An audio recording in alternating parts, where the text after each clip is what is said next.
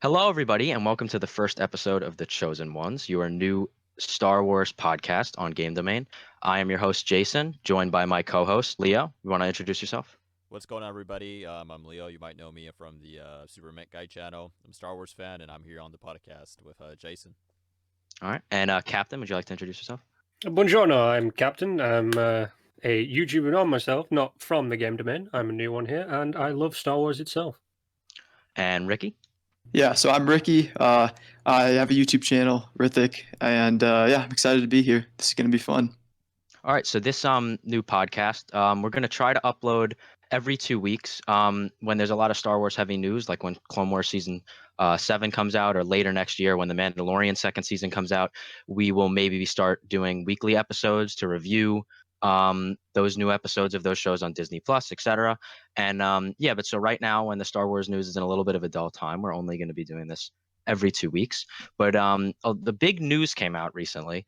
A YouTuber by the name of Robert Meyer Brunette released on his channel and had a video of him going through the detailed original script of Star Wars Episode 9, written by Colin Trevorrow, dated December 16th, 2016.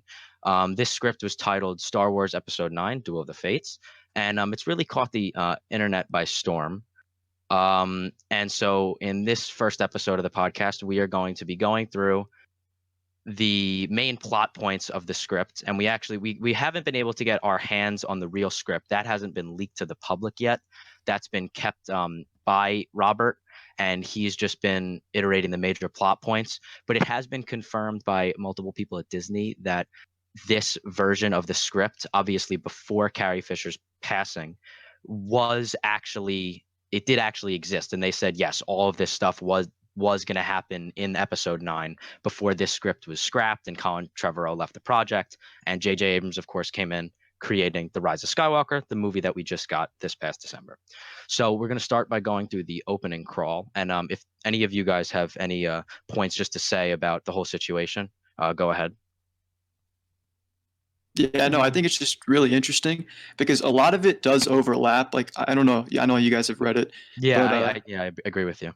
A lot of it overlaps, and I think you mentioned this yesterday, but like they had to keep his name in the yes, he did. in the Yeah, he did ending receive credits. Yes, he received story credits at the end, and apparently Disney wasn't going to give Colin Trevorrow story credits, but the Writers Guild Association, the abbreviation WGA, apparently fought to get Trevorrow the rights, like the story rights, to have his name credited alongside J.J. Abrams for the story credits at the end of the movie. And yeah, so that is another interesting point that you brought up. So Leo or Captain, if you guys have anything else to say before we get into it. No, not really. We all have cliff notes to look at, obviously, because Yeah. it's a professional podcast, ladies and Yeah, gentlemen. definitely. But I'm just like I'm diving right into these, man, and see some of this stuff I didn't even know, so I'm just too excited to talk about it right now. I mean, I don't know about you guys, but I'd absolutely love to read the entire script to just see every little intricate detail of it, because it's almost like it happened, because when you're reading a whole script with all the Star Wars characters, and it's almost like it's headcanon, it's like an alternative universe of sorts, that this could have been the movie. So I think it's very, very interesting. So Leo, if you have anything to touch on before we get into it. Nah, I just want to get into it, so let's go for it. All right.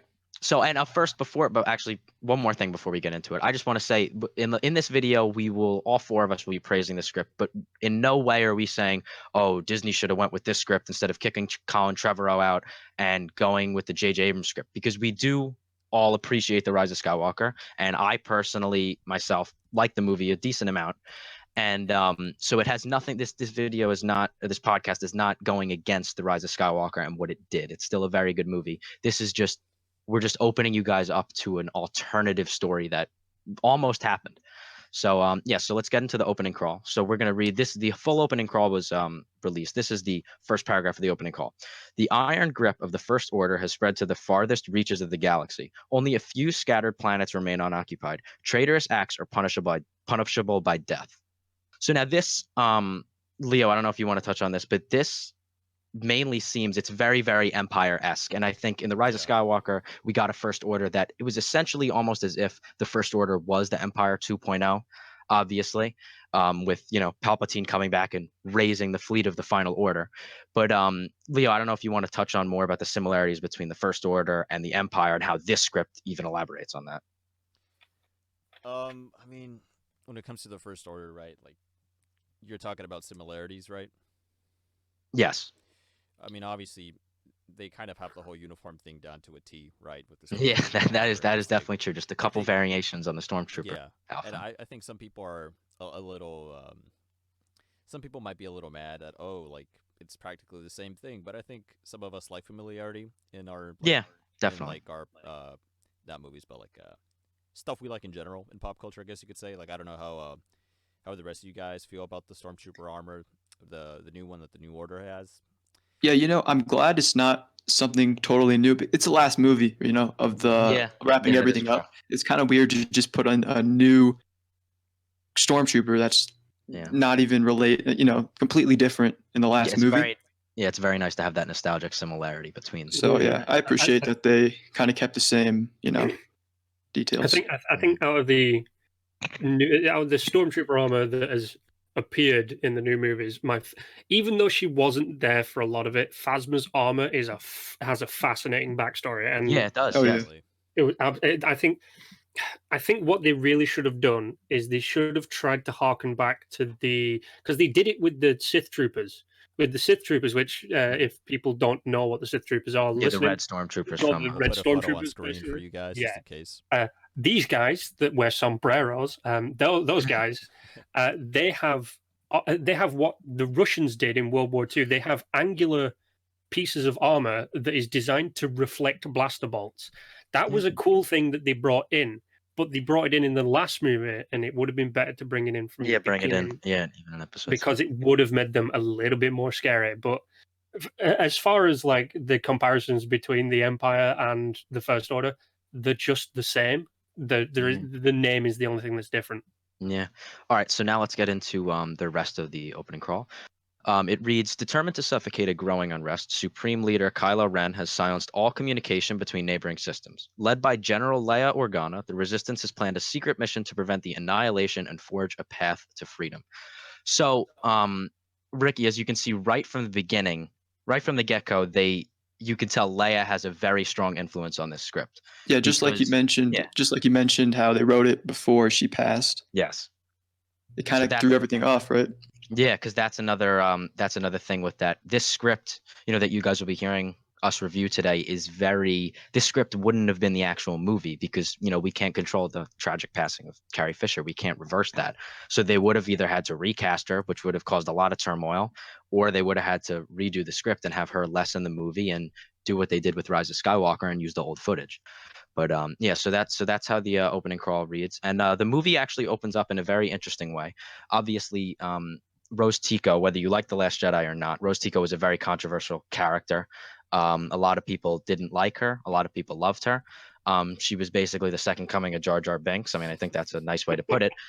But Jar Jar. So the movie, Colin Trevorrow, because a lot of people are saying that in The Rise of Skywalker, J.J. Abrams almost took a lot of what Rian Johnson did, and because the fans didn't like it, he kind of threw it out the window. Obviously, Rose was not utilized at all. He basically completely retconned Luke and made everything that Rian Johnson did with Luke. He turned Luke back into the original Luke Skywalker from the original trilogy. And it's funny because Colin Trevorrow almost completely continues off of The Last Jedi, whereas The Rise of Skywalker almost seems like a sequel to The Force Awakens. The Duel of Fates. Kind of seems like years later in a timeline, It seems like it's just like a whole skip.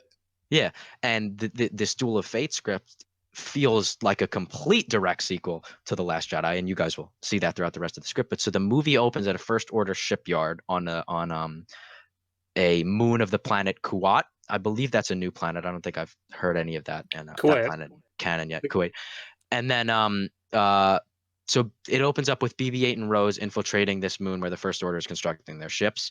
The workers there are slaves, so it kind of presents almost like a concentration camp type thing. Can I add something really quick here? Yeah, of course. I don't know. Have you guys played Star Wars Jedi Fallen Order? Yes. Are you gonna bring up that shipyard level at the very beginning? Yeah. So when I read this part, that's how I pictured it. That is how I pictured it too. We have seen the Kuwait shipyards before.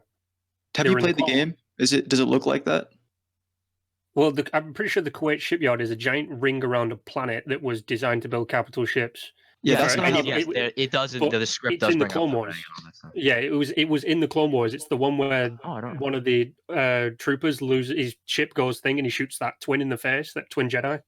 I don't remember. Oh, I see what you're saying. I said didn't realize episode that 2? was uncool. I know exactly. That's the episode where the Order 66 chip goes off in his head too early, right? Yeah, it's like And he Echo or shoots the Jedi. someone or Yeah, Fives or okay. someone. Yeah, he shoots Yeah. Tip Lee or Tip Law. He shoots him in the head. Yeah, that's And one then, of the best arcs of that. That's whole the series. that big ring is the Kuwait Ah. shipyard, I Oh, yeah, I believe. didn't know that. But yeah, anyways, when I read that part, I was like, that's just how I pictured it. Like that Yeah. part in the game in the beginning. Yeah, so the script specifies that the workers there are slaves, and obviously, in the Last Jedi, Rose and Finn is not with Rose in the scene, but Rose and Finn were very, very emotionally affected by the slavery that remember Broom Kid, that the Yeah. Broom Kid and those Canto other Bight, kids were yeah. enduring, on Canto Bight, and then the horses being held in captivity, the space horses, and so they go back to this with Rose being emotionally affected by seeing these workers as slaves, and it almost presents like a concentration camp sort of thing, more relating to the First Order, to the Nazis, as if Hux's speech in Episode 7 didn't tell us that they were trying to be like Nazis. But so it says there is an orbital ring and another moon. There's an orbital ring around the planet and another moon below the planet. On the planet below, the other moon, Finn, Rey, and Poe are on it conducting another mission. Their plan is to send explosives into the power shaft that delivers raw ore into the ring in order to launch the whole operation to create all these ships. And their goal is to try to cripple the First Order's ability to construct the ships. So this actually presents a new idea that we haven't really seen in the movies. Obviously, like Captain was bringing up before, we've seen it in other forms of canon, like the Clone Wars TV show, but this is really a new thing in the movies. As I mean, you could say like, oh, why didn't the rebellion think of this back in the original trilogy to try to damage one of their shipyards? Yeah. Because that would be a crippling blow, because all their production is gone. And so basically this arc with the shipyard ends as Rey is disguised as a Tusken Raider. I'm not really sure how that works, but she's disguised as a Tusken Raider, and they then plan to break out all the slaves from the concentration camp. She reveals herself as to be Rey and has a new double-bladed lightsaber. The lightsaber, I don't think it specified the color of the lightsaber, but I'm assuming that it's blue, because in the script it says is it a hybrid of her staff, like we see at the end of Episode 9, as well as Anakin's cracked saber, the original Skywalker saber, from Anakin passed down to Luke and then eventually Rey. So it's a hybrid of those. So I'm assuming it's a blue blade. But that would have been pretty sick to see that. Yeah, double-bladed lightsaber for Rey would be pretty cool. Definitely. I mean, that was something that a lot of people were expecting to happen in Episode 9, because they were saying, the Skywalker lightsaber is no more. She has to have some sort of lightsaber. She had that vision, but it was only like 3 seconds of a double-bladed red lightsaber. Double-bladed lightsaber. I don't know how they would be able to create a double-bladed lightsaber from a staff and Anakin's lightsaber, because I mean, I guess it's how the kyber crystal, she probably healed the kyber crystal like they said that she did for the Rise of Skywalker. Yeah, and then that probably. kyber crystal emitted the energy on both sides of the double-bladed lightsaber. I mean, that's plot convenience, and that's all over Star Wars. So as it was all over, you can't question it. It just happened. So then they're breaking out the prisoners, the slaves, excuse me, and the First Order attacks them, and then a battle between them breaks out, and eventually Poe, Finn, Rose, Rey, and BB-8 steal a Star Destroyer and escape. Now this is incredibly interesting, because this is something, I mean, we've seen the Rebels steal Shuttle Tydirium in Episode 6, and in order to sneak by the Emperor's blockade on the moon of Endor to blow up the shield to the second Death Star. But we've never really seen anything like them stealing a Star Destroyer. So I just want to hear, what are some of your guys' thoughts on that? I don't know how you can steal a Star Destroyer, because I'm pretty sure the crew complement for a Star Destroyer is several hundred thousand. Yeah, but I believe I don't have it on our notes down here, but I believe that the script did specify that the ship was empty. I guess that it was just kind of a ship sitting in the shipyard. Maybe it was out of commission, or maybe it was one that was just built and it wasn't manned. I mean, you can also look at the Rise of Skywalker and think how are people manning 1,000 ships that Palpatine brought out of the That's air. true. So We don't even know where was the crew. Like we don't even know anything. Maybe there's like AI involved running some of the functions of the ship. Yeah, Maybe that's it's a true. skeleton crew. Maybe you don't need like 700 people. Yeah. Well, So I think everybody who crews them in the Rise of Skywalker are just people they've nicked as kids. I'm pretty sure that's the First Order's plan, just nick kids. And so they steal the Star Destroyer, which is a very interesting plot point, and they escape. Now there's a new character introduced, Admiral Vaughn, who I guess probably is like Pride from the Rise of Skywalker. I forgot what his title is. It's either Captain or Admiral. The one who like kneels down to the hologram of the Emperor. He's the older guy, right? Yeah, he's the older guy. He's the guy who kills Hux. Yeah. He's the guy played by the only British person that isn't Hux. Yeah. Okay. And then so he is actually, the Knights of Ren come in, and they're actually a significant, you actually I don't have their names off the top of my head, but you actually find out some of their names and a little bit of their backstory. They're all Force sensitive according to the script. We did see that in the Rise of Skywalker. Yes. And then so the Knights of Ren come, and they actually talk, I believe, in the script, unlike the Rise of Skywalker. The Knights of Ren come and they kill this new Admiral Vaughn character, who I mean, you see him on screen and he talks throughout the like whole montage of the beginning battle scene, but you don't really have any like character development with him. He's just kind of killed immediately by the Knights of Ren for his incompetence and his failure to capture the Resistance members, and Rey for Kylo, because obviously Kylo's been hunting for Rey. Now this is where the script gets very interesting in my opinion. Really quick though, like before we move on, talking about the Knights of Ren, I just personally, I wish that they kind of had them in the movie more, because they set them up pretty well in episode 7. It was just kind of, it wasn't long, but you kind of got introduced and they looked like a pretty cool squad. And then they forgot about them in the next movie. And then, naturally they're in 9 a little bit more, but like just knowing a bit of they don't really do anything. They're almost like I was watching a review on 9, and all the Knights of Ren are doing are like just chasing people. That's all they do. They don't have any real purpose. They're just chasing people for Kylo. I think backstory would have been cool, just knowing a little bit more. Cool. And there is a comic that explains the they just released that, I believe, which is a very awesome comic. Yeah, because it details about how Kylo was kind of corrupted by the Knights of Ren and Snoke simultaneously, and how he joined their ways. So now we cut to this is where the script gets very interesting. Like I said before, they cut to Coruscant. So yes, we come back to Coruscant, the famed planet from the prequels, home of everything from Jar Jar Binks to Palpatine saying "I love democracy." Don't forget death sticks.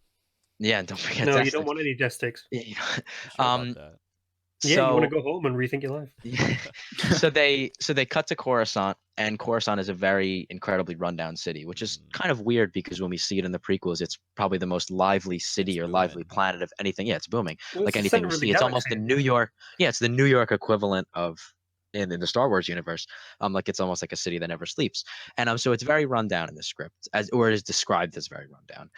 The First Order is building their new structures, their new government buildings on top of the old Republic buildings. So basically, if you can imagine the dome-shaped building from that served as the Republic Senate and then the Imperial Senate, that building is being built on top of. They're just building massive structures on top of them. Obviously, we don't have a visual or a description of that because it's just a script. But Hux is now being referred to as Chancellor Hux and resides on the First Order's new. They describe it as a palace of sorts on Coruscant. Hux and Commander Selleck hold a meeting with several warlords, and in the script they're described similarly to the type of people like, if you guys remember in episode 2 when Dooku's when Obi-Wan goes into the Geonosian droid factory and Count Dooku's sitting at that table with all the bunch of different the banking clan and all that the banking clan and the Trade Federation, all those different people. It's basically described similar to those. They're a bunch of different warlords, leaders of their own worlds, who the First Order has deemed as governors of sorts to represent each of those worlds in their government. So this they defer to as a council in the script. This counselor seems to be aware that Rey is the last Jedi, and the council wants to know where Kylo is. Now this is where the script gets kind of shady because we don't know how far apart this takes place. Obviously, the Rise of Skywalker is a year after the events of the Last Jedi. We're not sure where the Duel of Fates takes place, but in the script it describes that Kylo Ren has been missing for a few years. So, Oh, which that's is crazy. It's which been is a years. significant amount of time. So it's been years. It's not just a year. It's been years. So, and a few years. I mean, not to get too specific and the intricate details, but few. Obviously, if it said a couple years, that's two. A few years, that means it's at least 3 years, which is a long time. So, Hux tells the rest of the council that he has no idea where he has went, but he describes that he knows that Kylo has gone searching for some great power. Then we cut straight to Kylo, who is on Mustafar, which we did see in the beginning of The Rise of Skywalker, that planet where he found the what do they call it? It was basically a Sith holocron, but they call it a Wayfinder, where Yeah. he found the Wayfinder to Exegol. That was on Mustafar, and you can actually see Vader's castle in the background. But so they cut to Mustafar. Kylo is alone, except for he has this droid companion, which you don't really see Kylo as a very personable or caring person unless you're Rey, and then you want to kiss him at the end of The Rise of Skywalker. But you don't Ooh. really see him as a very loving and friendly person. But yet he has this droid who he almost has an Anakin and R2D2 relationship with, that he seems to be telling him everything, telling him how he feels, and he's like talks to the droid about Rey and whatnot. So it seems very Anakin R2D2 esque. So it's just him and the droid on Mustafar, and it says he's been searching for the planet for a long time. I mean, I guess somehow the planet's data got erased. I don't know how it would have been so Well, hard to find it, Happen? but so I don't it's know. But probably that's Vader's what the fault. script. Yeah, that's what the script specifies. Yeah, because Vader was very secluded on that planet. Yeah, Really, well, nobody knew he was there. Vader's probably just like, I want to chill in my flaming castle Yeah, where yeah, I now have flaming the castle. I have the ultimate high ground. Obi-Wan, what are you going to do? Bring it. So then Kylo, this is a very, very amazing. In the end of The Last Jedi, after the whole Force projection scene, Luke says to Ben, "See you around, kid." So immediately after I frustratingly walked out of that movie, one of the things I said was, "Oh, that's going to be really cool in Episode 9 to have Luke constantly tormenting Kylo." In the real Episode 9, we got absolutely none of that. I still think that that Han memory scene, if that was Luke or maybe even Anakin, would have made a little bit more sense, but it still worked very beautifully with Han and recreating that scene from The Force Awakens.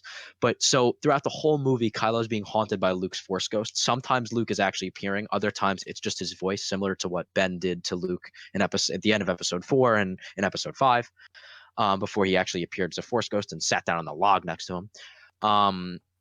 So yeah, Ren is being haunted by Luke's Force Ghost the entire time, continuing off of him saying "See you around, kid" in The Last Jedi. An interesting thing is Luke also always refers to Kylo as Ben. Obviously trying to draw the light. He's trying to draw the light back out of him. Yeah, it's what Rey did, isn't it? She just kept calling him Yeah. Ben. Yeah, and so Luke tells Kylo, and this is a real quote from the script. Quote, "This is where the dark path leads, an empty tomb," end quote. He refers to Kylo as Ben throughout the whole movie, trying to squeeze the light out of what is left of him. Kylo responds with, quote, "Where did your path lead?" End quote. Luke is trying to get Ben to go back to Leia throughout the whole script, saying Leia needs you need to go back to your mother. But Kylo is too focused on getting more power, which is the main thing that Sith like to do, obviously. He tells Luke, quote, "I am going to be more powerful than any Jedi, ... even you," end quote. So yeah, I don't know if you guys have any comments on basically how Kylo is described. Kylo is described in a lot more menacingly of a way, I feel like, in this script. Like almost at this point of the movie, it's like there's no good in him. Throughout the whole Rise of Skywalker, in my opinion, and even The Last Jedi, you could say, all right, he's definitely getting redeemed. But this script from the beginning does not make it sound like he's being redeemed. I don't know if Yeah, you guys have anything to comment on that. It sounds like they've finally made him go full edgelord. It's Yes, like definitely. do you know? To be honest, I would have no problem with that. Yeah, Yeah, me neither. Yeah. I It would just think be- it works. yeah, because they're almost making it seem like he's just too far off the beaten path, that there's Yeah. no way of saving him, which is an interesting point because Star Wars is like a fairy tale. It always ends in happiness. And if they would have went this route and had him not be redeemed, then it could have been very interesting. But all right, so then we get to so Kylo ventures into what is left of Vader's castle with Luke still saying stuff and haunting to him. He finds a Sith holocron, not a Wayfinder. They do finally call it a holocron in this movie. He finds a Sith holocron, and until this point, I don't think holocrons have ever really been referenced in the main movies. I think it's only stayed in the Not Clone Wars movies. and Rebels. But I think in Also, Star in- Wars. This recent Star Wars game had holocrons Yes. mentioned. And yeah, because basically everything but the movies is mentioned holocrons. And if I'm not mistaken, I'm not sure if any of you guys know this. I think you know the scene in Rogue One where Jin and Cassian are kind of flipping through all the things. I feel like the word holocron pops up like when they're pulling out the thing and it's like hyperspace tracking, and then they pull out and then they find the file named Stardust, which is the Death Star plans that Jin's father left. In Star Wars I Jedi think Fallen Order, the holocron was meant to have the kids, the Force sensitive yes, kids. the Force sensitive So kids. basically, Data. The That's what holocron. it is. Yeah, the holocron that was sent out by Obi-Wan. And then there's also, of course, a main part in canon. There's also a main part of canon, and obviously what they search for, and what Trilla and Vader are trying to get a hold on in Jedi Fallen Order is the holocron that has Force sensitive all the children. all the names of the Force sensitive children. So he finds the Sith holocron inside of Vader's temple, and it entails a hologram of Palpatine. So Palpatine is in the movie, but not in the lovingly mechanical form that we get him in the Rise of Skywalker. So the hologram is a recording of Palpatine instructing Vader what to do about Luke if Luke were to have killed Palpatine in Episode 6. So when he says, "Strike me down," I feel your anger, and your path to the dark side will be complete. If Luke would have eventually been able to kill the Emperor, then he would have fully been corrupted into the dark side and would have became Vader's apprentice. So now this holocron was given to Vader at Vader's castle, instructing him on what to do with Luke. And he tells Vader that he is to take Luke to the Remnicor system to see Tor Valum, who Palpatine describes as master of the Sith and Palpatine's teacher. Now, obviously, by describing him as master of the Sith and Palpatine's teacher, they also describe him as around 7,000 years old.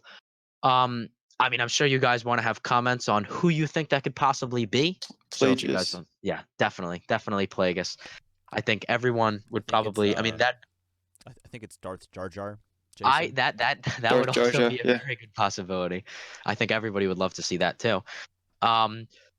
So he instructs him to go to the Remnicor system to see Tor Valum, and he would teach him because he told Vader that Valum would teach him and Luke the ways of the true ways of the dark side. So this holocron was obviously not meant for Kylo. So I didn't know the holocrons work like this, but apparently the holocron, I guess maybe it's just Sith holocrons. The holocron scanned Kylo and realized that he wasn't Vader, meaning that Palpatine programmed the holocron to only be viewable by Vader. So then the holocron, similar to IG-11, creates a self-destruct mode and blows up in Kylo's face, which is apparently a very graphic scene. And Kylo's face is completely destroyed and all bloody, and he's almost struggling to survive. So it emits red lightning and then completely burns Kylo. Kylo screams, and then they immediately cut away from that to the resistance base on Kor Aleph is the name of the planet. Now they cut to the scene at the resistance base, and Leia is finally introduced as she feels the pain that Ben is suffering, similar to how probably a similar how I'm picturing in my head, and I'm sure you guys follow suit as well, is kind of in Episode 7 when Han dies. And they cut to Leia, and you kind of just see that look in her face that she's feeling his pain of dying and that he's gone. That's a similar scene to in Episode 7 when Han dies, about how she's feeling the pain that Ben is suffering. Chewie comes over and tells Leia that the Kuat team is back, meaning Finn, Rey, Poe, and Rose, and BB-8. Then all of a sudden they look up in the sky and a Star Destroyer starts to land on the planet. And there is actually, I think, Captain, you brought up the point before that how were there no officers on the ship? There was apparently a few First Order officers left on the ship when they landed, and apparently the script describes it as a comical scene that Rey uses a Jedi mind trick on the First Order officers to tell them that are still left on the ship to tell them to leave. I don't know where they went after that, but that's all the script really delves into. Probably went to the showers or something.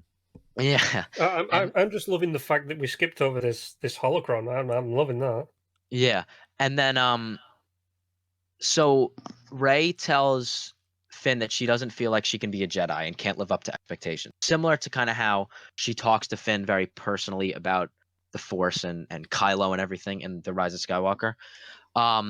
Finn asks her if she still senses Kylo, and she confesses that she is still having visions and nightmares about him. Rey cannot explain their connection through the Force. So now this is something Colin Trevorrow Colin Trevorrow didn't really bring back from The Last Jedi, which was used a lot in The Rise of Skywalker by J.J. Abrams, was the Force Skype, if you will, that goes on Force between the Skype. two of them, Skype. where they can see each other Force and forward. they feel each other. Oh, Force FaceTime, whatever you want to call it. They feel each other, do they?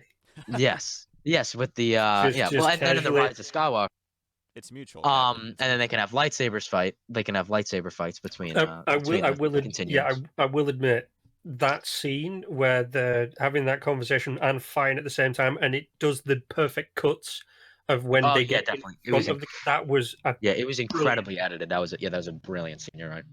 And so she says that she can't explain their connection. Also, I don't think it's mentioned explicitly in these notes that we have, but I'll just point it out. The script does confirm, like, explicitly, not like in The Rise of Skywalker, it was implicitly stated that Finn was Force sensitive because he just says, I have a feeling. But in the script for Duel of the Fates, it is apparently explicitly stated that Finn has Force sensitivity. So Finn tells Rey that it is too late for Kylo. Similar, call back to what Ben and Yoda tell Luke in Episode 6. And Rey tells Finn, it's never too late to change. You taught me that, Finn. Which I don't know if you guys want to elaborate that. I think that's a pretty powerful line. A lot of people are saying that that's the most powerful line of the entire script because it's kind of alluding to Rey saying that Finn is such an inspiration to everyone about how he rebelled against the First Order and left. And that he's saying it's never too late to change. You taught me that because here's somebody who killed innocent people for the First Order and then is now fighting against the First Order and trying to liberate innocent people. So I don't know if you guys have any comments on that. To be honest, I think they did Finn dirty. They should have. They that should is have true. straight up. At one point, it should have been one scene. It should have been no more than like 2 minutes long. It should have been they're trying to find each other, like they've been separated or something. They've been trying to find each other, And they find each other through the Force. and they find each other through the Force. That would have Yeah. been beautiful. That would have been good. Yeah, because they definitely. I mean, you have this arc that could have been one of the best ideas in all of Star Wars. You have a stormtrooper who leaves the First Order, and he's a Jedi. Like, if they would have went with that from Episode 7, and you have two Jedis, you have Rey and Finn. I mean, that's a story that I think everybody could get behind. Like a stormtrooper who's a Jedi, somebody discovering their Force sensitivity after being a stormtrooper. I think that's a very cool plot point that they definitely missed out on. So the Resistance is exploring the Star Destroyer, and they discover a massive weapons depot on the Star Destroyer. The script describes it as like so big you can't even, like, with so many weapons that they could literally take down fleets of the First Order. It basically enough weapons to fill the entire rebellion's troops, all the missiles on all their ships and everything. So they find this massive weapons depot, which they completely take all the weapons out of and all the missiles and all the resources that they're going to eventually use to fight the First Order. Also, I think I forgot to. I didn't mention this before. I think it was mentioned in the opening crawl that Kylo put a communication blockade throughout the entire galaxy. So no worlds can't communicate with each other. They can't communicate with each other. So the Resistance had no way of communicating with other people, and they said, how are we going to get past this blockade? Rey is researching through the Jedi texts, and more plot convenience because she happens to be doing this right as they're saying, oh no, how are we going to get through this communication blockade? So she's researching through the Jedi texts and finds that there's a communication system called a Force beacon that is hidden under the Jedi Temple. It was developed by the Jedi during the time of the Old Republic, and it explicitly says the Old Republic, that it was Old Republic technology, which created 1,000 years ago, which confirms that the Old Republic video games, like that whole era, is canon, which is fantastic because then that means that we would have gotten a TV show or a movie somewhere down the line. I mean, now they're going to do hopefully they're going to do the High Republic movie in a few years, but so this script would have made the Old Republic officially canon. So this communication system can open communication between 50 planets. So that would be a decent amount of planets for them to get some sort of message out. And then a lot of people were saying, the backlash would have been, oh, well, how could this like just be hidden under the Jedi Temple, and how come it could break through the First Orders? Like the First Order has a massive technological operation in order to create such a communication barrier. So they said, how would this be able to break it? And it apparently, they said in the script that it predates Imperial and First Order technology, so there's no possible way that they would have been able to create a defense under it. And it was created by the Jedi, and the Jedi are all powerful and all knowing. So Force Ghost Luke appears while Rey is training. He kind of guides Rey through training, and then will speak to her in another scene. The next scene, it goes straight from Luke appearing to talk to Rey, straight into Kylo returning to Coruscant. He is severely damaged, and he has Mandalorian armor smelted to his face. Now, this is where, in my opinion, it gets a little fishy and almost too fan servicey. Callback to Vader. Now, they give him a breathing apparatus and a mask exactly like Vader's. I don't know about the tone or the pitch of the breathing, but he has some sort of breathing mechanism that you can hear, and his voice is altered. I don't know if it's the same voice and the same mask from when he had the mask on in episode 7 and 8, which is now completely gone in this movie. It's not brought back like it was from in the Rise of Skywalker. His mask got destroyed in the 8th movie, right? Yeah, in the 8th movie, Yeah, in The Last okay. Jedi, and then he rebuilt it in the Rise of Skywalker. So I don't know if you guys have anything to comment on. If I that's think it's a little just- too I think much it's of a cool. callback. Yeah, I think Okay, it's cool. so but- yeah, we have different opinions on that. To- So to- if to you be want to honest- explain that a little bit more. To be honest, though, if you've played some of the extended universe games, quite a lot of Sith who get the butt Yeah, like handed Darth to them. Bane and Malgus. Yeah, And, yeah. A lot of them go for the mask because it's Yeah. menacing. So he Yes. might not need it. He might just do it because Yeah, and he's now also got covering up the. guard up He's and also everything, so covering up the scars. It might just be that, but it would be interesting.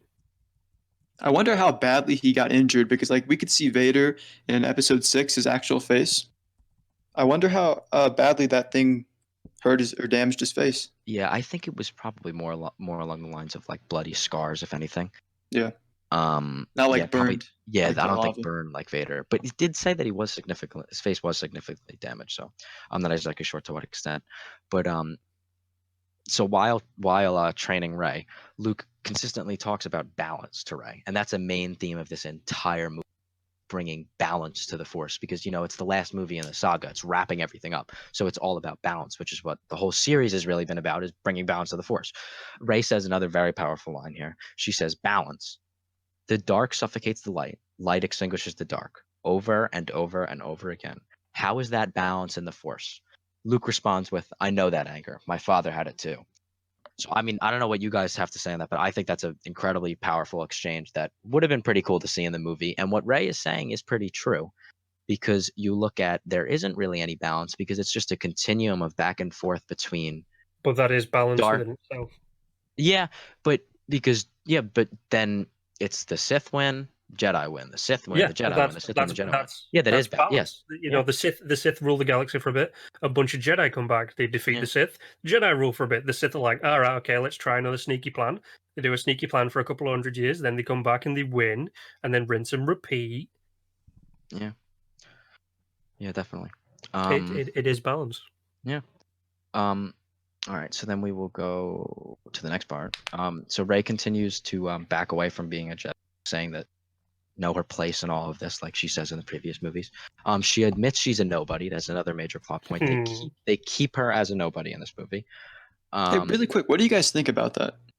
I love it. Do you like it? Yeah. I like it too. Yeah, I mean, it works. I don't like think it. it is. She deserves it. There's not a need for her to be related to anybody. And apparently, JJ, it was said that after the Last Jedi, they asked Daisy Ridley, was this what JJ intended? And she said, JJ told me from the beginning that she was to. And then JJ changed it. But then, of course, they say technically she's a nobody, because parents really were nobodies. They just happened to be her father just happened to be the son of Palpatine. But Which let's not get into. let's not get into that. And then Luke tries to convince her that this is her destiny.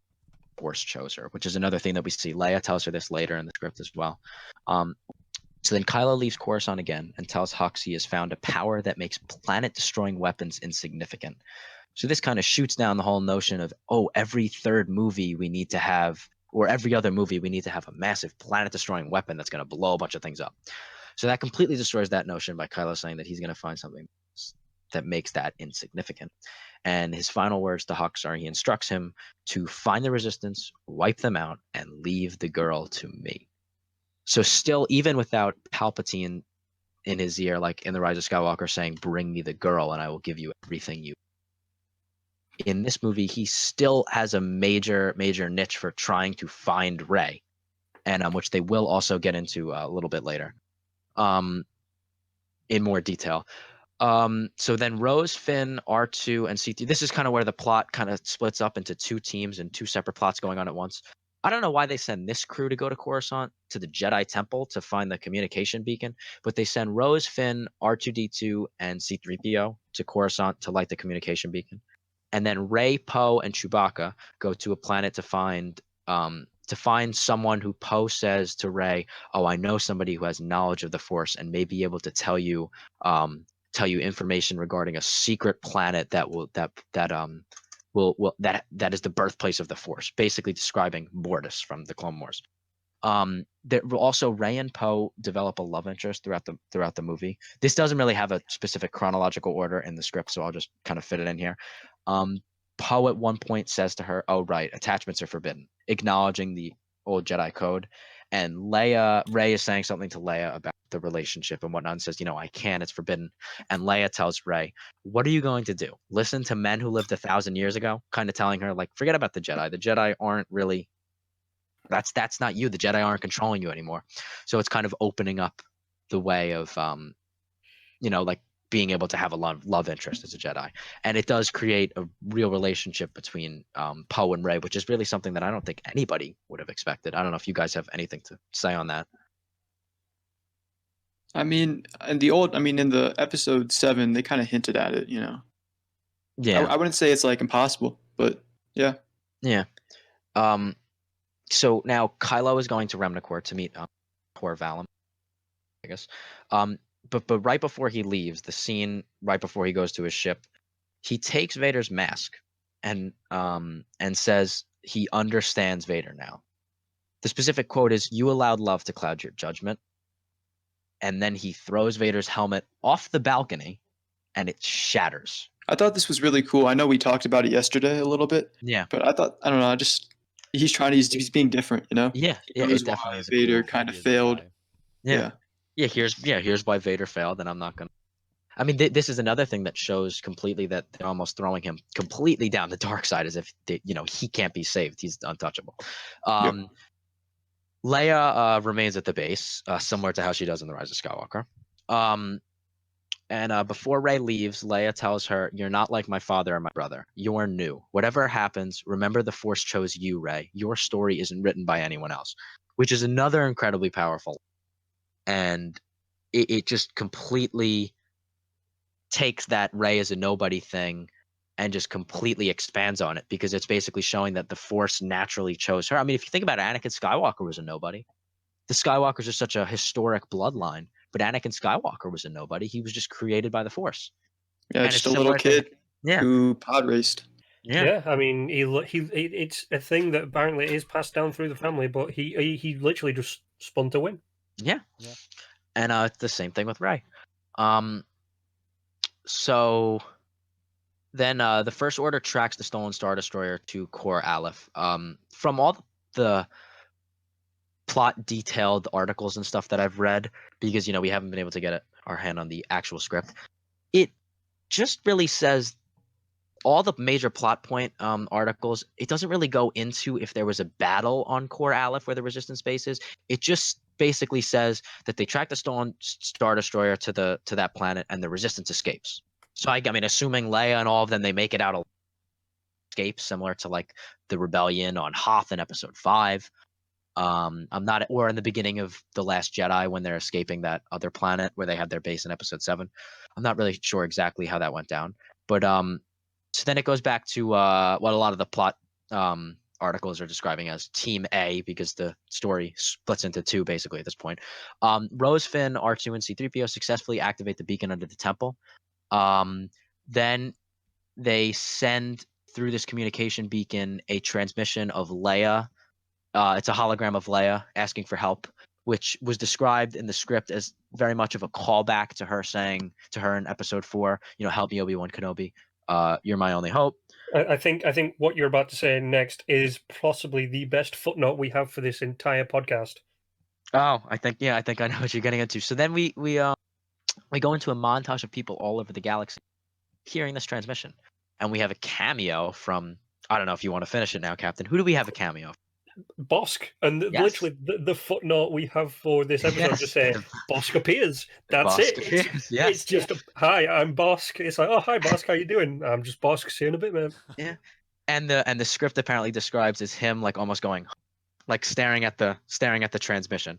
So and obviously real Ken junkies like us and real the casual audience wouldn't necessarily recognize him probably, but of course that's something that stuck out immediately in the script to all the people who were translating the script into YouTube videos, the people who actually got to see the script.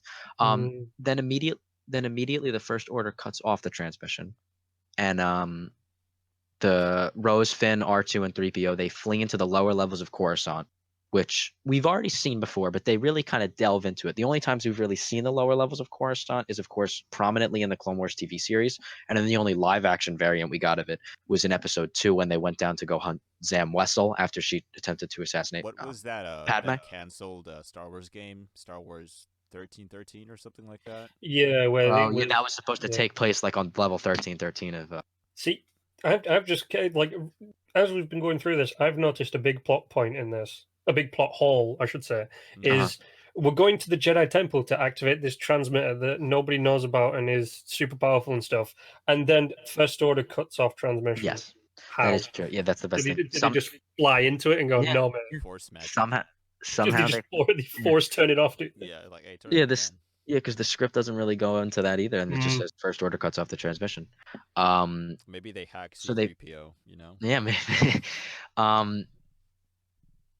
So then the next plot point we have Rey, Poe, and Chewie are pursued by the Night. And then it doesn't really go into much detail, but they're kind of just chasing their ship. And then they reach the planet Bonadon, which I also believe is a new planet introduced that we haven't seen before. And then it cuts back to Kylo reaches the Remnacor system and confronts this Tor Vallum figure. He is described as 7,000 years old, an unfamiliar seen before, very tall and bony and spiny. He looks like he came back from the dead of some sorts, obviously making it more like he's Plagueis. Kylo begins training with him. The main thing that Vallum teaches him is the knowledge of how to drain life force, which is another major plot point that was used in The Rise of Skywalker, leading to why they had to give Colin Trevorrow story credit. Then, this is pretty interesting. In the script, he blatantly asks Vallum, "Are you Plagueis?" And Vallum responds with this line, "That name means nothing to me anymore." But I mean, you guys can talk about that, but in my opinion, I think it's blatantly saying that he's Plagueis. But how does Pretty Kylo much. how does Kylo even know about Plagueis?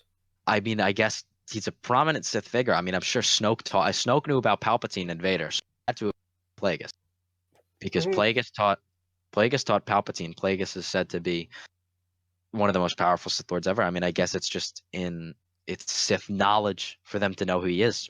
I don't know, but that is an interesting point. I don't know. Do you guys have anything else to say on the Plagueis thing before we move on? No, I mean, it's kind of hard to tell what he would look like in their eyes, by making the movie. I don't know if they would stick to like, comics or the books strict or whatever. Yeah, that is true. Yeah, because we Or have if they just make him his own. version. I'm Yeah. thinking a slightly deformed Ki-Adi-Mundi style thing. Yeah, that is true. Yeah. Yeah, a deformed and like a little darker. Yeah. Yeah, like a little more grayer, like skin tone. Yeah, Plagueis big baggy eyes or something like that.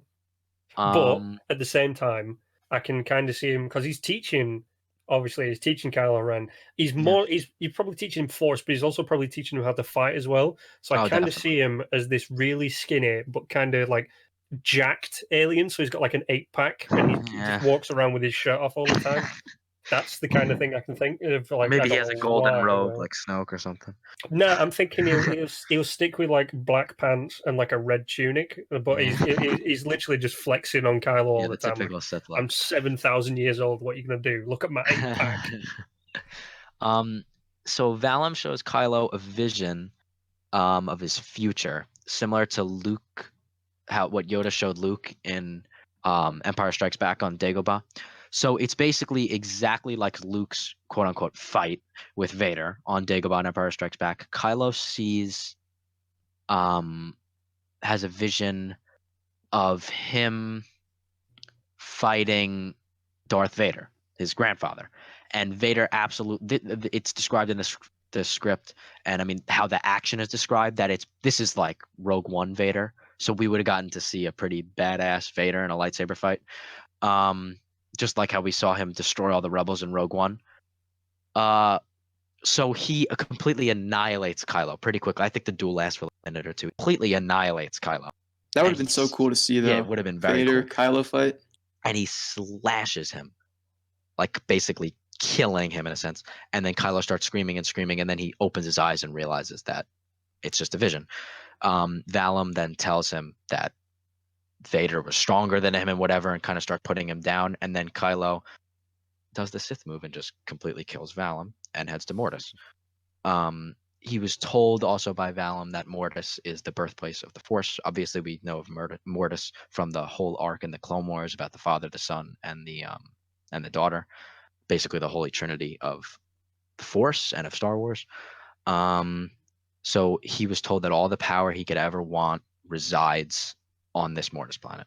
So then we cut back to the planet Bonadon, where they escaped from the Knights of Ren 2, and Poe takes Rey to a seer. They don't really I don't know if it's a person or a species or something, but they just call it a seer. It's some sort. I think my theory is that it's probably a group of like Force sensitive people, similar to Maz Kanata, who are not Jedi but are Force sensitive, like almost like psychics of the Star Wars universe. So this seer can take information out of memories. The seer pulls out a star chart from Rey's visions with Kylo, and it shows the location and the way to the planet Mortis. Because since she's having all these visions, then it shows this seer shows Rey that this is where he's going, that this is where she's going to confront him. And she tells her about that this is the birthplace of the Force and whatnot, and explains the whole thing that Valum explained to Kylo. The Knights of Ren then show up, and Rey kills them all in a lightsaber battle. This is an incredibly interesting plot point, and I know you guys are going to want to talk about it. One of them wields the dark saber. Yep. Somehow, in some way. So, yeah, you want to elaborate on that? I mean, yeah. So we saw the dark saber was in Mandalorian at the last episode. I forgot what's that guy's name again. I don't remember his name. Yeah. I just call him one of the very few black people in the galaxy. But Because I think he is the 7th black person in the entirety of Star Wars. Well, let's see, Mace Windu. We couldn't count them all. I don't know. Mace Windu. Lando. Yeah. There is a random X-wing pilot who just blows up. Oh, that is true. That's it. And there's one in Rogue. Is it in? Oh yeah, no. There's actually a couple in Rogue One because it's all like like a Hispanic cast and all that kind of stuff. So quite a lot of them are coloured, apart from one guy who I think is English, who's like a big fat Londoner. Yeah. Oh, and then the guy that Carl Weathers played. This is the guy I can never remember his name. Who is the Mandalorian? Apollo Creed. Apollo Creed.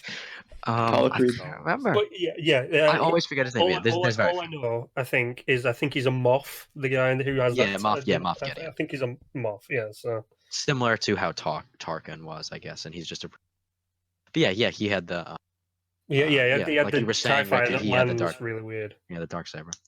So yeah, it's just I was very shocked when I heard that. It would be interesting because the dark saber is one of those weird ones that people are saying it's powered on a black hole and all this kind of stuff, and I'm like, okay, it's just a Mandalorian lightsaber. because the origins of the sabers. But to be honest, the Jedi Order created it. If you're Force sensitive and you're just going up a guy who is a Moff, you could probably just snap his neck with the Force. Oh, and completely. Take it off. Yeah, completely. Or pull it out of his hand and kill him. Somebody, and that's the Knights of Ren more Force sensitive. Yeah. So yeah, I mean, obviously now this script obviously isn't canon, so we can't say that somehow Moff Gideon loses it to the Knights of Ren, or eventually, probably the Mandalorian will at some point attain it. That's probably the end of the show.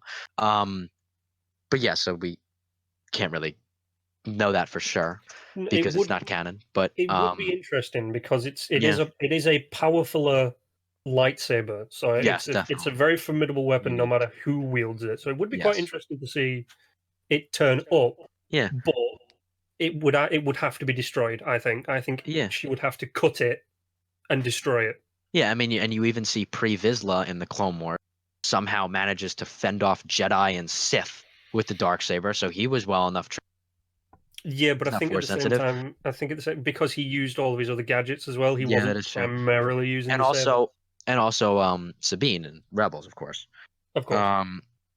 And all right, so now we'll get into so Rey and Kylo both go to Mortis to meet. Lando does appear in the movie. I mean, I'm assuming it's mainly fan service. Leia contacts Lando. I don't know in what form. Contacts Lando to gather the smugglers against the First Order, similar to the Rise of Skywalker. He's kind of reluctant, and he says, "Oh, what can I do?" But then, with that typical Billy D. Williams charm, who I'm convinced he's like the coolest man on the face of the earth, with that typical Billy D. Williams charm, he eventually comes around. Rose is captured. They don't really go into this much either in the plot points that I've seen. Rose is captured and tortured by Hux and then escapes. So it's really nothing of major significance. No, not real. But so then Finn, R2, and C-3PO start a citizens uprising on Coruscant. I'm not exactly sure what this plot point is supposed to mean. I mean, I'm just picturing a protest with white picket signs on the steps of the Jedi Temple with Finn and R2 and 3PO. Yeah. And then Leia brings her resistance forces to Coruscant to take down the First Order fleet and their government. And then Lando shows up with another massive fleet, just like he does in The Rise of Skywalker. That's what all the videos and everything that I've watched says. The script describes it literally exactly like The Rise of Skywalker. I'm glad they kept. I like that scene a lot. That was pretty cool. Yeah, so I'm glad they brought it back into the actual movie. So then a massive space battle and a ground battle ensues. One of the best parts about Star Wars, no matter what the motive is or what's happening, you don't even need to know what's happening. Cool to see the space battles. And then this is another interesting plot point that was really all over the place. I mean, it's no real plot significance, but it's just kind of funny. Poe, I guess, is piloting. Poe is piloting the Falcon for some reason, and then Chewie is piloting an X-wing. Doesn't really make much sense, but that's how it works. Chewie's seen flying an X-wing. And it's assumed that Poe is flying the Millennium Falcon, because there's also a lot of bickering between Poe and Chewie about like who's the pilot of the Falcon and whatnot throughout the whole movie. As like comic relief. So then Kylo gets to Mortis. They don't really describe this exactly like in all the plot points things, but apparently he sees, like, he has a vision. Like you see how in Clone Wars how Mortis is such a weird, crazy planet where all you see is visions and random crazy stuff. So when he gets there, he sees this vision of the power that he attains, almost like this bright light, and he goes to it, grabs it, and there's nothing, and then his vision sees nothing. Luke immediately appears as a Force ghost, laughs, and essentially told him, "Hey kid, I told you so," because he said, "I told you weren't going to find anything." Then Rey appears, and this is also like, it's weird because for such a critical moment and for the end of a saga, towards the end the plot points get very, very vague and they don't really describe that much. So really all that we could find is Rey appears. Rey appears and an epic lightsaber battle between them ensues. Rey, and it doesn't really go into any like how long it is, where they're fighting, what like the area background looks like and whatnot. But so with Rey and Kylo duel, and Kylo beats Rey just like in The Rise of Skywalker in the scene on the Death Star. But right after he strikes her down, he immediately goes into a vision, and it's basically him sitting back and watching him kill his father, killing Han from the scene from Episode 7. And when he kills him, like, the Kylo who's seeing the vision kind of screams and says, "No, no, no," but he can't do anything about it. So he's obviously regretting it. So he has to sit back and watch this whole scene happen again, and screams when he kills his father, regretting his decision, but obviously he can't do anything about it. Then you hear Leia say to him, "We need you," similar to how she kind of just says Ben in The Rise of Skywalker, and then instantly he like turns, and then Rey leaves, and then he sees Han after he's healed. But so she says, "We need you." Then that basically turns Kylo back into Ben. So Ben is actually redeemed. But this is also very vague in all the plot points. Basically, they all say that Ben is redeemed and realizes what he did. He leans down and brings Rey back to life after killing him, and then he himself dies. Another major plot point, because Tor Valum taught him how to drain life, but then he, once he's redeemed, uses that knowledge to bring her back to life, and then dies. Now, when Rey is brought back to life, she almost wakes up in this scene to me sounds incredibly interesting. We'll definitely talk about this once I'm done describing it. She goes into the netherworld of the Force. basically the heaven, the afterlife of the Force, and all she sees is Luke, Yoda, and Obi-Wan. Obi-Wan, played by Ewan McGregor. Obi-Wan tells her that I guess they talk, but the only thing that comes up in the plot points is that Obi-Wan tells her that her true destiny is with them in the netherworld of the, as she has fulfilled her destiny on the real world. Obi-Wan then tells her, almost immediately contradicting himself, and tells her that she has a greater purpose in the real world, though, and it's to bring back the Jedi Order and rebuild hope for the galaxy. Now, then she comes out of the netherworld of the Force, comes back into the real world, and her scars are not fully healed, but her incredibly bloody slash across the chest is healed. So she's now, it's like that she can be alive, but she still has scars, similar to like how Kylo got in Episode 7, getting slashed by Rey. And she gathers a group of young Force-sensitive kids. It also doesn't go into how she does this. Broom Kid, the kid from the end of Episode 8, is there. A bunch of Force-sensitive, like, little children, and brings them back to the Resistance celebration. That is the end of the Star Wars saga, according to the Duel of the Fates script. So it kind of abruptly ends like that. So, I mean, I guess we'll go into the netherworld of the.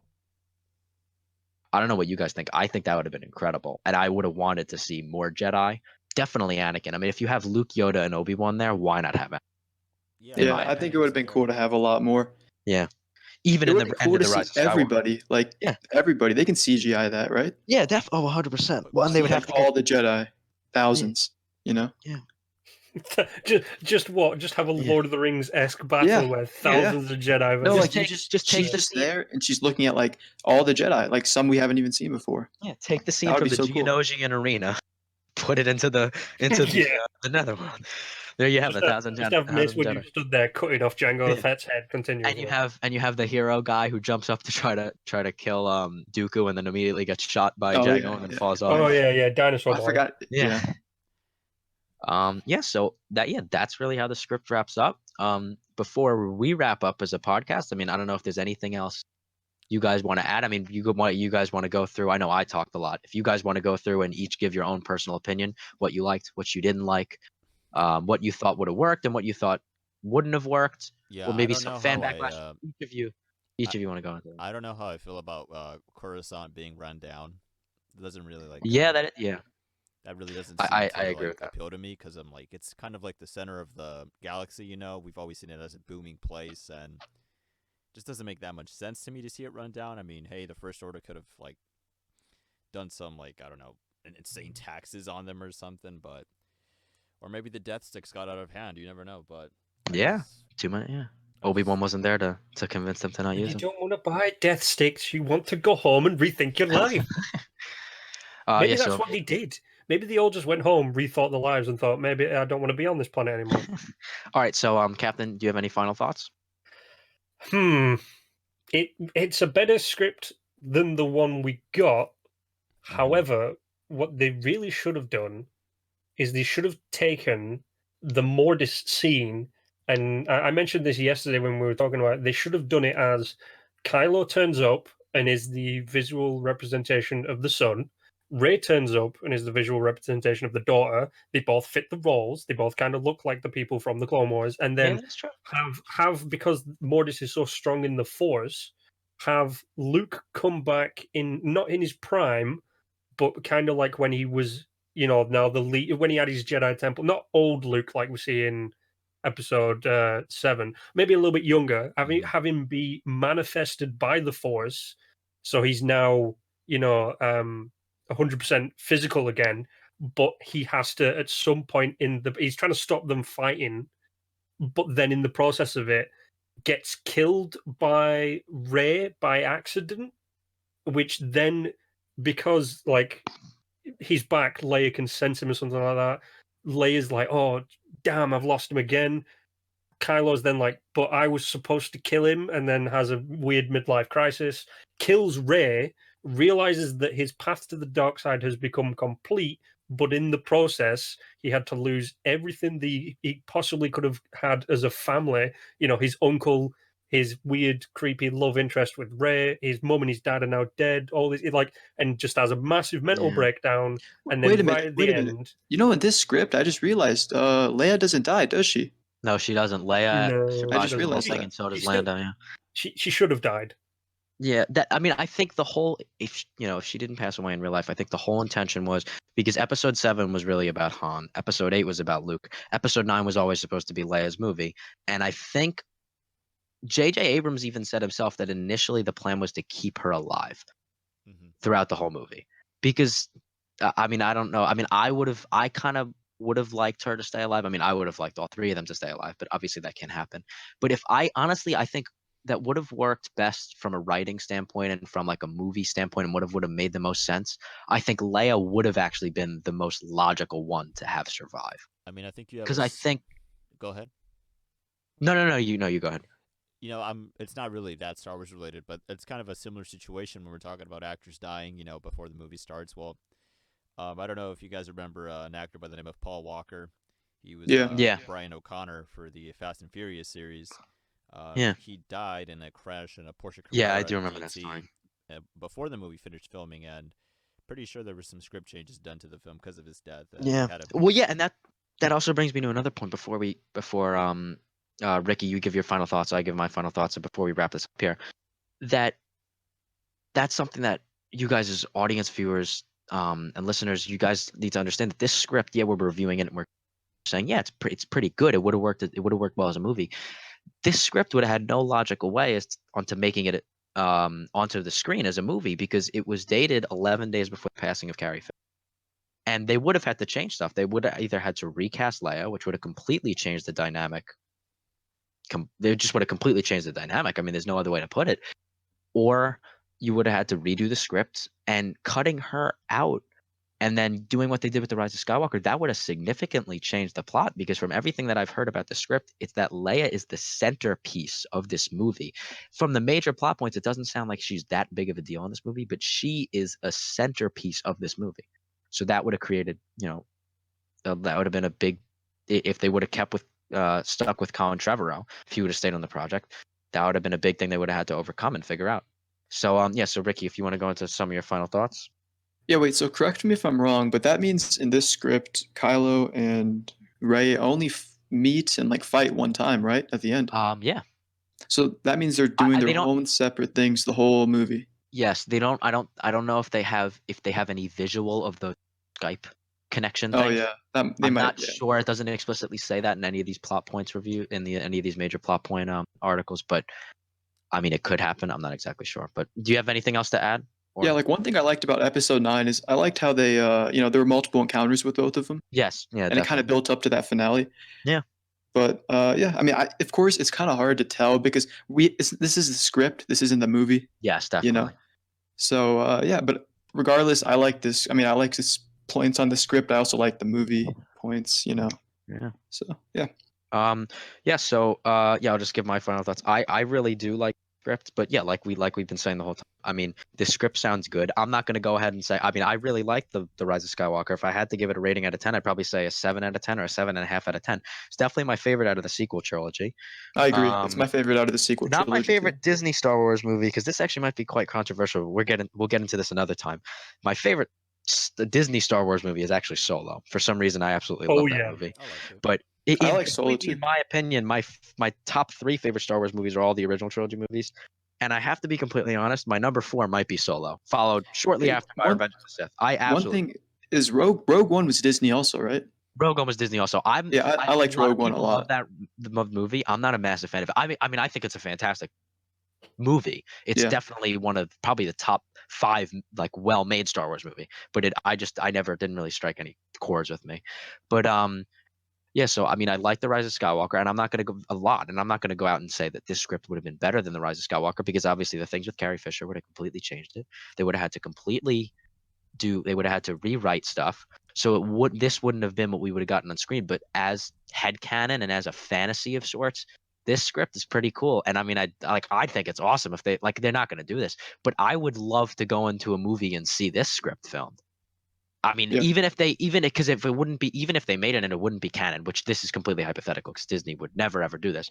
But if they made it and it wouldn't be canon and recasted Leia, it wouldn't be that much of a big deal because it's not canon anyway, and we already got the real Episode 9. I mean, I just think it would be interesting. Maybe somebody will make it into a fan film down the line. But so that was a good discussion. I'd like to thank everyone for joining us on this first episode of The Chosen Ones. So we're going to, like we said earlier, we're going to try to release episodes every 2 weeks, and then like when the Clone Wars season 7 comes out, maybe we'll, if we have the time, we'll start trying to do weekly episodes, and in each of those episodes we'll be reviewing those episodes of the new season. And the same thing for the Mandalorian down the line. But for right now, for the next month until the Clone Wars season 7 comes out, when the Star Wars news, except this one that came out, which is why we had to do this episode now, it's been a little dull lately after the Rise of Skywalker. And so if any major news pops up, that's what we will be bringing you guys every 2 weeks on this show for Game Domain. And so thanks everyone for joining, and we'll see you in 2 weeks. All right, see you. Later, everybody. Saying about.